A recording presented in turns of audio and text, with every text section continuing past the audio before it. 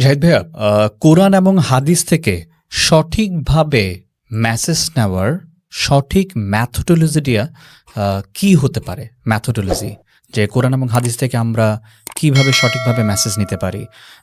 একজন সাধারণ মানুষ যে কিনা হয়তো সে হাফেজ না, সে আলেমে পড়াশোনা করে নাই, একজন জেনারেল লাইনের মানুষ, তো সে কিভাবে বুঝবে বিষয়টা কিভাবে আমল করতে হয়?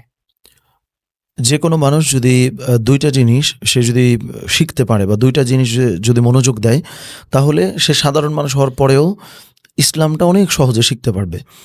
একটা হলো টেক্সট আর একটা হলো কনটেক্সট। যেমন ইসলাম কিন্তু একমাত্র ধর্ম যেটা শুধু টেক্সট দিয়ে চলে না, কনটেক্সট দিয়েও চলে। কিভাবে?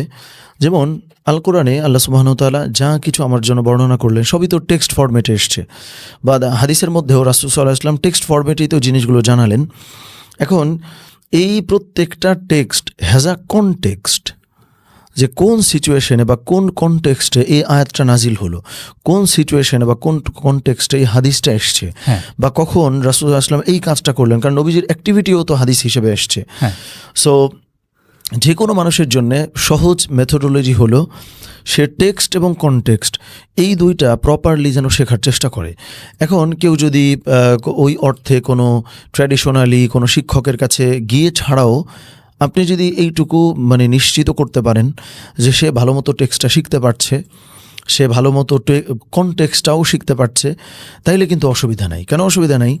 শুধুমাত্র ঘরে বসে আপনি যদি একটা টেক্সট পড়েন বা একটা টেক্সট জানেন, আপনি এমন সমস্ত ফতোয়া দিতে শুরু করবেন বা এমন সমস্ত কথাবার্তা বা মাসলা মাসাইল দিতে শুরু করবেন, কারণ আপনি তো কনটেক্সট জানেন না। আবার আপনি যদি শুধু কনটেক্সট জানেন, যে আমি বিভিন্ন হিস্ট্রি পড়ে বা স্টোরি পড়ে আমি খুব কনটেক্সট জানলাম কিন্তু আমি টেক্সটও জানি না, তাহলেও আপনি এমন সমস্ত জিনিস দেওয়ার ইয়া করবেন, এটা অনেকটা বাড়াবাড়ি ছাড়াছাড়ি। শুধু কনটেক্সট যদি আপনি জানেন তাহলে আপনি বেশি ছাড়াছাড়ি করে ফেলবেন, যে আর এইটা হইলে এটা করা যায়, আর এইটা হইলে এটা করা যায়, আর এইটা হইলে এটা করা যায়। শুধু কনটেক্সট যদি আপনি জানেন তাহলে সমস্যা হলো ইসলামটার একদম আপনি ছাড়া পালন করবেন, মানে কোনো বিষয়ই না, একদম আপনি আপনার মতো করে বিকৃত বানায় ফেলবেন ইসলামটাকে। আবার যদি শুধু টেক্সট জানেন, নস যেটা শুধু টেক্সট, যে যা লেখা আছে এটা জানলেও সমস্যা, আপনি বেশি বাড়াবাড়ি করবেন, সব জায়গায় যায় আপনি খুদ ধরবেন, সব কিছুরে আপনি মনে করবেন এটা করা যাবে না, এটা করা যাবে, এটা এরকম নানাবিধ জিনিস। এই কারণে টেক্সট এবং কনটেক্সট এই দুইটা জিনিস আপনি যদি প্রপারলি জানেন, সেই জানাটা সব থেকে বেস্ট হলো কোনো একজন শিক্ষকের মধ্য দিয়ে জানা।